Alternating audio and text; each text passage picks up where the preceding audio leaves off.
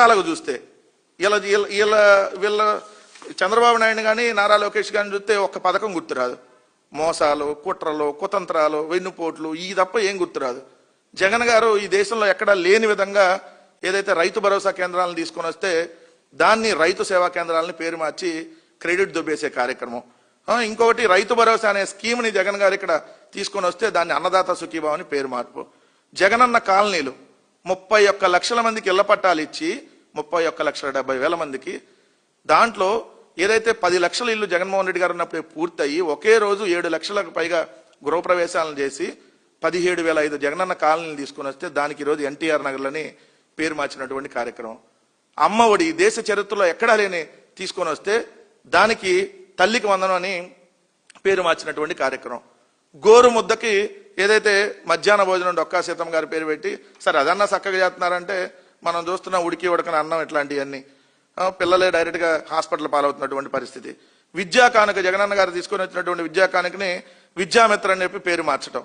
నాడు నేడులో భాగంగా 38,000 స్కూల్ను జగన్ గారు బాగు చేస్తే వీళ్ళు వచ్చినాక ఒక్క స్కూలు బాగు చేయకపోగా ఆ నాడు నేడు అనే పేరు తీసేసి మన భవిష్యత్తు అని పెట్టి కనీసం భవిష్యత్తులో స్కూలుని ఒక్కటి కూడా బాగు చేసే పరిస్థితి లేకుండా ఈ 2 ఏళ్లుగా మొత్తం పాడుపడేటటువంటి పరిస్థితి. ఇంకోటి చూస్తే మత్స్యకార భరోసా జగన్ గారు తీసుకొచ్చిన మత్స్యకార భరోసాని మత్స్యకారుల సేవలో అని పేరు మార్చారు. వాహన మిత్ర మొదటేడాది ఎగ్గొట్టారు, 2వ ఏడాది ఏదో తూతు మంత్రంగా కొంతమందికి ఇచ్చారు, దాన్ని కూడా పేరు మార్చి ఆటో డ్రైవర్ల సేవలో అని మార్చారు.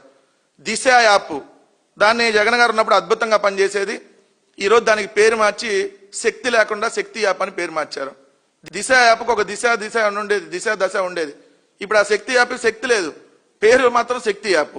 అట్లా అని చూస్తే గ్రామ వార్డు సచివాలయాలకి ఏదైతే ఆయన ఇప్పుడు మార్చినటువంటి పేరు చూస్తే స్వర్ణ గ్రామం స్వర్ణ వార్డు అంట. సో ఆ సచివాలయ ఉద్యోగులు ఆత్మహత్యలు చేసుకుంటున్నటువంటి పరిస్థితి ఏదైతే వీళ్ళ ప్రజల వల్ల.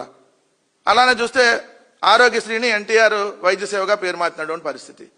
ఇవన్నీ క్రెడిట్ చోరీ చేసింది ఎవరు? మీ పేరు సిసిసి అని పెట్టాలి. క్రెడిట్ చోరీ కేకలగాళ్ళు మీరు. క్రెడిట్ చోరీ చేసి మళ్ళీ కేకలేస్తారు. సిసిసి బ్యాచ్ మీదంతా క్రెడిట్ చోరీ చేసి కేకలేయటంతో పాటు క్యాలెండర్ కూడా రిలీజ్ చేస్తున్నారు ప్రతి నెల ఏమేం క్రెడిట్ చోరీ చేశారు. మీ జీవితంలో జాబ్ క్యాలెండర్ లేవు, జాబులు లేవు, క్రెడిట్ చోరీ క్యాలెండర్ మాత్రం ఉంది.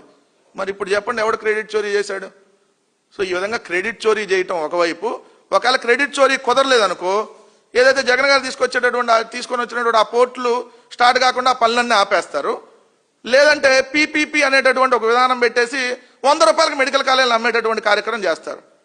ఒకటి క్రెడిట్ చోరీ చేస్తారు, లేదంటే 2 పేర్లు మారుస్తారు, లేదంటే 3 అక్కడ జగన్ గారు తీసుకొని వచ్చినటువంటి ఆ పనులన్నింటినీ ఆపేస్తారు ఆ కార్యక్రమాలని.